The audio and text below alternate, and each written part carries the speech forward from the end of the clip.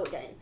So last video I talked a fair bit about the positives that in these perilous times when so many people have either no work, no income, or whatever, that we can maintain some income through teaching online. And if that's taken us way out of our comfort zones on the Everest climb, out of our learning curves, then so be it. We get on with it. And I call in on help for people when I need, like Kathy, who's much more tech savvy. I think I took MooTech before it was cool. I'm trying to go MooTech, you'll have to tell me later. Okay, so I will say that there have been fun times. Teaching groups in a small studio can be mayhem. We have fun and therefore it's even more mayhem. But having the case of sometimes youngsters one-on-one, and on my YouTube channel I, with parental permission, showed photographs of one who gave, had her Zoom lesson and she was on Noosa Beach. And I went, oh, it's too long since I've been there, but I liked seeing that. And because she was one-on-one instead of 2 or 3 in the group, we covered so much. She learned 3 pieces in half an hour, or was it 4? And then another lovely little joker, also aged 8, came on with a box on his head. Okay, and sunnies. But then when we have kids with banana back because of the weight of the instrument, we've talked about this, haven't we? The box came into good use. The box went on his knee, didn't it? It was a bit angular, but he kept off his knee, his leg. So I had a big joke over that. Actually, there's a comedy trio from Ireland called Foyle, Arms and Hog. I'm a huge fan of them. Yeah. And they've been doing videos. Right? They actually did a failed maths lesson. And so, yeah, it had, I didn't realise this with Zoom, but you could have, so the kids would say, oh, hi, mister, what are you doing in a tracksuit, sir? I'm at home, Dylan. And so these, so the kid would love like a funny background. It was like, it's very funny, Dylan. And there was another one that managed to splice in the teacher. And it was like, what are you doing here, sir? You should be social distancing. And then there was another one that decided to go to the toilet and take his phone. And then there was another one that was very subversive, and he had a hoodie, and he started going, teacher, so he started abusing the teacher. And in the end, the teacher said, I'm sick of all this. I don't care if you fail your exams. I'm done. I'm going to watch Tiger King. And then there's that one nerd who was still there at the end going, is this going to be on the test? So, yeah. But there has been a lot of fun come out of it. The jokes. We're a bit over toilet paper jokes, but yes. And I've also had the interesting opportunity to get to know people better. Like, okay, in order to use this platform, okay, well, you better friend me and I'll accept your friend. And then I see she's got a lovely picture of goats. And I say, so you've got goats.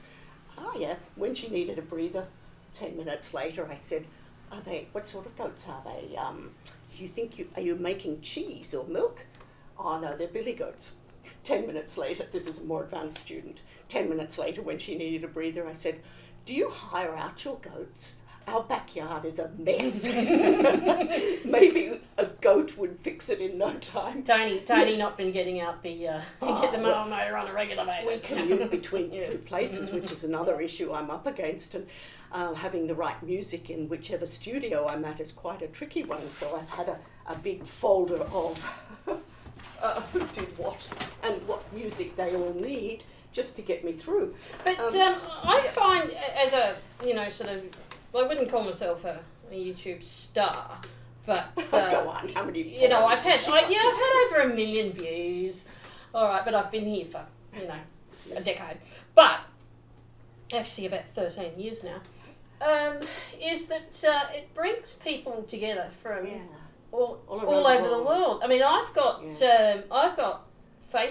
people actually really care about you. I mean, Yes. you're beaming directly into their Yes. living room, Yes. and if you're obviously when you're teaching, and even when you're playing, they get a sense of your Yes. personality. Yes. And I've developed wonderful friendships. So Yes. there's a bloke in Canada. Yeah. There's another lady in England. It's funny. I mean, you get some really nasty Yes. comments. I've actually lost quite a deal of weight, and people notice that. Yeah. You're looking through, yes. Yeah, so I was, but they do get they sort of think they get to know you, and they get dreadfully Personal. concerned. No, well, I don't mind. Yes. You know, I mean, as I said, I've made friends with these people. Yeah. But I was recording some Gesualdo madrigals. I mean, this guy was quite ahead of his time, Renaissance, Yes. but quite Yes. chromatic. The stuff's incredible. Yeah. And I got a YouTube comment that said, "Are you okay?" And I said, "Yeah, I love this stuff." Yeah. But it was, they really care. And it's so it's funny that sort of in the days where that we can't get together with our mates, that you can make intimate contact. connections, Yes. and it's really polarized. Yes. And Facebook's wonderful. And we've been having Zoom with the family. Mm. I so miss having my grandsons over once a week. I'm so missing it. But tomorrow we will have a Zoom family meeting, and the son who has a significant birthday coming back up will have to do that. And just keeping in touch with friends and people like that, we are very blessed, as long as we can embrace it. And that many of us resisted, but once you get through the it's impossible phase. I mean, I love Facebook Messenger. Yes. Because they're free phone calls. Yes, true. Yeah.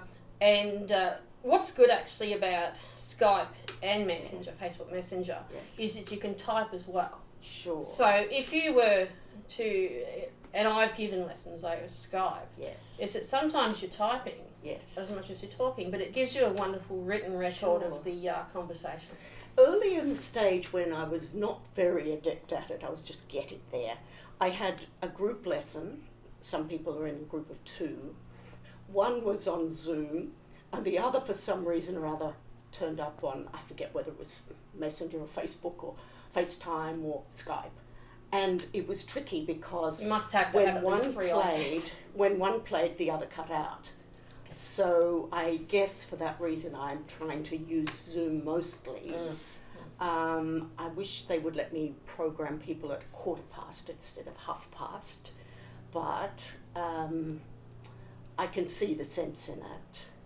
My husband's used Microsoft platform, Teams, and I may try that too, but at least I've got 3 or 4 options. And it's also good.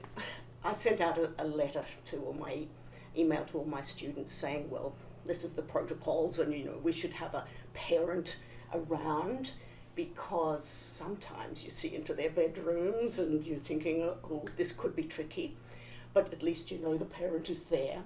But then again, one student that I had a very productive lesson with a week ago came back the next week, and I wasn't getting any sense out of her at all. And then I discovered, she couldn't really play. She was inhibited because her mum was running a work conference call at the same time. Did I just cut the lesson short, or did I plod on a bit? I don't know. It was just a very touchy thing.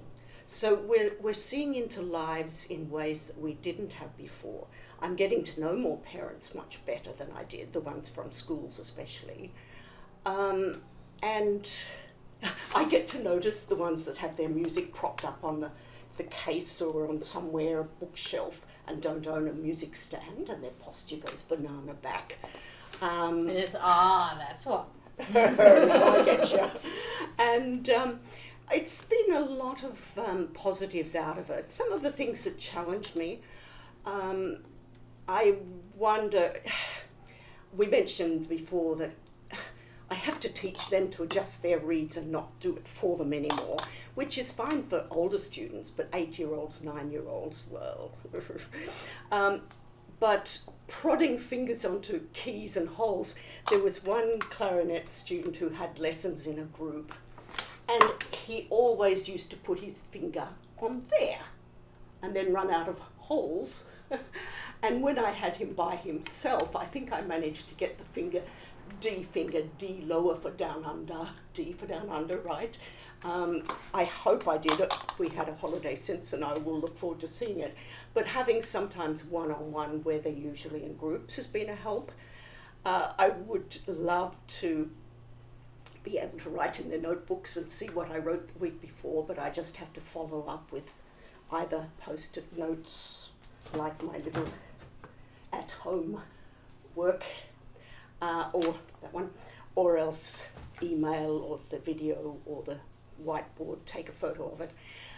But I guess one of the ones that stands out as being particularly tricky was there was a rhythmic issue in a book from my colleague Mark Walton, and we were playing great clarinetist. Have you been following his Cavallini Caprices? Oh, not lately, no. That's his Corona project. Oh, is there? There is so much out there on YouTube, I can barely No, this is Facebook. Facebook, I mean, yeah. So anyway, I put her on to Papageno thinking, we can't go far wrong. I'll screenshot that and all that. Yes, sure.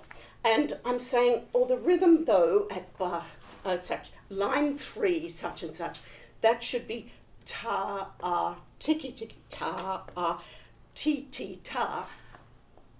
She was no, your page is different. Oh, well, okay, where the mezzo forte is, TT, all right? TTs. And so she goes to another mezzo forte. And then I discovered, apparently Mark had put out a new edition with the same cover and spaced the pagination differently. Oh dear.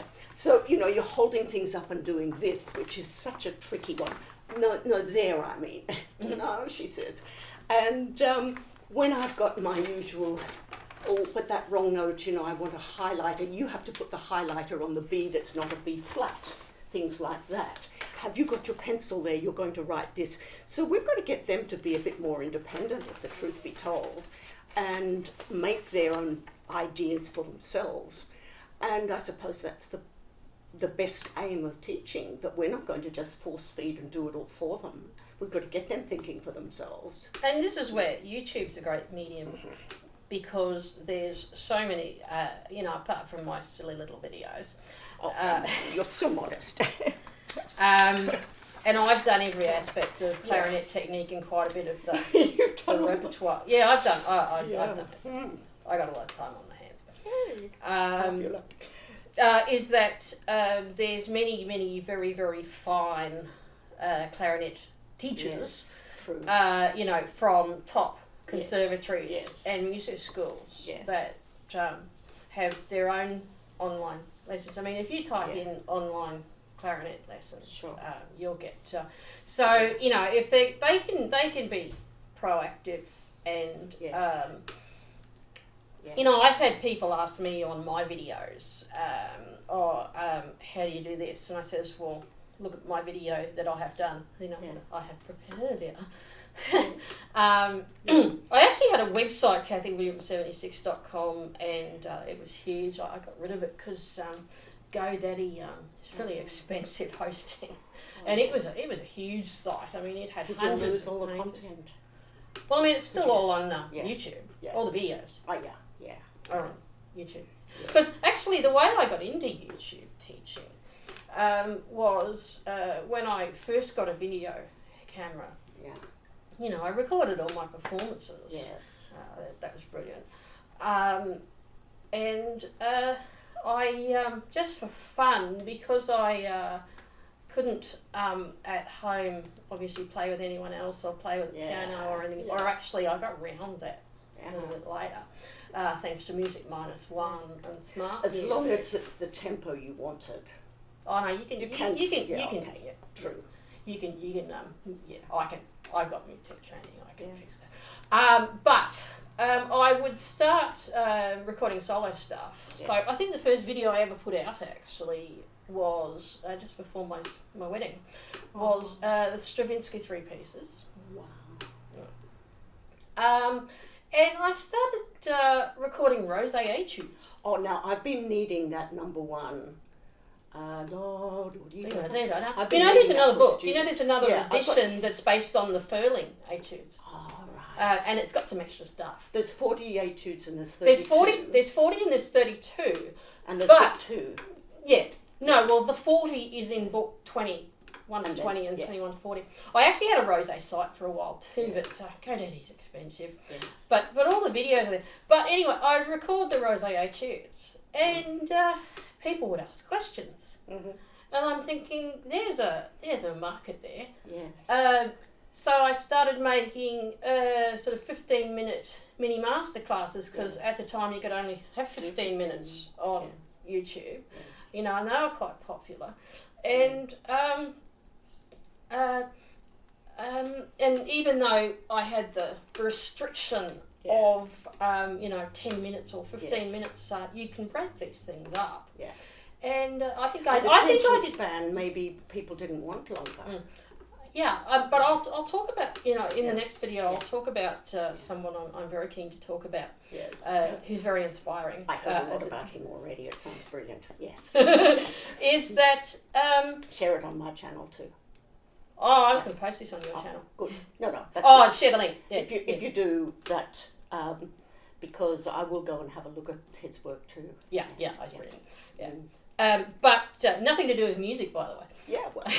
But I've been writing we're about all here dinosaurs to learn. Yes. So, well, this guy predates dinosaurs. Well, actually, depending on which story he's telling. But anyway, so I've actually done like 10-part series where I just do a stream of consciousness thing, and I'm getting very philosophical, and I'm talking about I think tone, breathing, and getting us, sort of bearing your soul through the instrument or something. So these are all sort of my early videos, and then I got hold of Music Minus One. I've got piano accompaniment. Yes. So then I start doing videos on the Brahms sonatas and the Mozart clarinet concerto and the quintet. And I did my first multi-tracking effort with Duets for One. Yes. It was a concert I did. Yeah. Although, it was very primitive at the time. I hadn't done any of the Mootec stuff. This was back in 2008 or 7 or whatever. No, 2009, I think. And I would, record the lower clarinet part, and then while that part was playing over the speakers, I would record the other clarinet part. But actually, I had fans actually with the Brahms sonatas that weren't clarinet players; they were viola players. Yeah. Oh, that'd be right. But also, when I was learning with Thea King in London, she would record both parts of the Brahmses because she was a brilliant pianist before she turned to clarinet. And she also did the Mendelssohn Concertstück, playing clarinet, basset horn and keyboard. And I just thought that was amazing because that was a while ago. And nowadays we can do so much that you. Well, I came upon smart music. Oh, we're going to use that in Noosa, Good Shepherd Primary. I had a subscription to it a few years ago, and I let it lapse, and we're going back onto that. But if you buy a little bit of the paraphernalia, there's a pedal you can get, so that because I've actually played with smart music live for a concert. And I love it. It's far more advanced than Music Minus One, which is just a straight recording, because so if you use the pedal, you can start the recording whenever you like without. You don't have to do that, which looks a bit clunky. But it hooks up. I think it hooks up to a microphone, and it has places where it'll wait for you. Yes. So da da da da da da da da da da. Yeah, and you go da da da da da, and it will wait for you to go ba da da da da da. So could you post on the channel also what the pedal is and the costs in your average? Oh, it's like $20 or something. Oh, well. Well, actually, if you go to Smart Music, you can order it off. Sure. That. Okay. Well, I mean, I don't know how much of it has been updated since I last used it. Because it was half a dozen years ago that I let my subscription lapse. Yeah, but with Smart Music, it's an incredibly efficient teaching tool. Yes. Because I find that as you get more advanced as a clarinet player, the piano part's just as important. Yes. Oh, that's partly why. My piano playing, I do easy peasy sometimes. But I sometimes steer advanced students away from Brahms because it is so frustrating when, the slow movement of the F minor is so gorgeous with those downward bass notes that I can't resist sitting down and pretending to play it. And of course it's not a very good look. And it is so frustrating as a teacher that I can't do a Thea King and accompany students on something like that. But Smart Music, because it's a whole, the piano part is more important than the clarinet more often than not in Brahms. And there's some weird stuff where I know at the end of the E flat major, right towards the end, the piano's going ba-da-dum, ba-da-dum, ba-da-dum, ba-da-dum, ba-da-dum, so it's doing like a hemiola thing. Yes. I didn't know that. No. I didn't know that until... Because you do it by yourself and then you... Well, no, because even when you've gotten together, like, at the conservatoriums nowadays, you only get together with the pianist, say, the lesson before workshop, and then you play it on workshop. And you hadn't got time for and you don't appreciate those little subtleties. And also, accompanists aren't perfect. No. I mean, I know Mitchell is brilliant. Yes. But it is true that if you want the complete music experience, especially with the higher level students, it's very frustrating when they're only doing a single line instrument. But you see now, Smart Music brings that into your studio and you can adjust the tempo. And I will thank you for putting me onto the Clarinet Institute flash drives. This year, trying to think what would I give my ensembles, I have been like a pig in mud. Oh, did you get the USB? I did. And I have had so much music that they have got to learn, and now we're in isolation, and I'm a little frustrated that we couldn't go on and use a fraction of them, but we will. No, well, you see, I could. Yes. See, the thing is, if they, you can get these multi-tracking programs for free online, and what you do is you record your bit onto your line, and then you Dropbox it to the next person, and they record their bit on it. Do you have to have a click track? There are click tracks in the program. Yeah. Because I was absolutely inspired by Australian Story put out, and it's on my Facebook music page, a link to it, what used to be pub choir, and of course with isolation there's now couch choir. Oh, that was brilliant. And there were so many people, and it was obviously a week's work to sync all those people, but the result was just brilliant. And isn't this a marvellous thing that people aren't as isolated as we think we are? We can be out there relating musically, relating as people, checking in on people, and I'm actually rather glad that, that we have person to person. I know. For a chat. We live in the same suburb. Yes. Ruth taught me, and this will probably date Ruth, when I was 12. Gosh. I know, isn't that a long time? Oh, that's like, Yes, we're both 29. We wear well.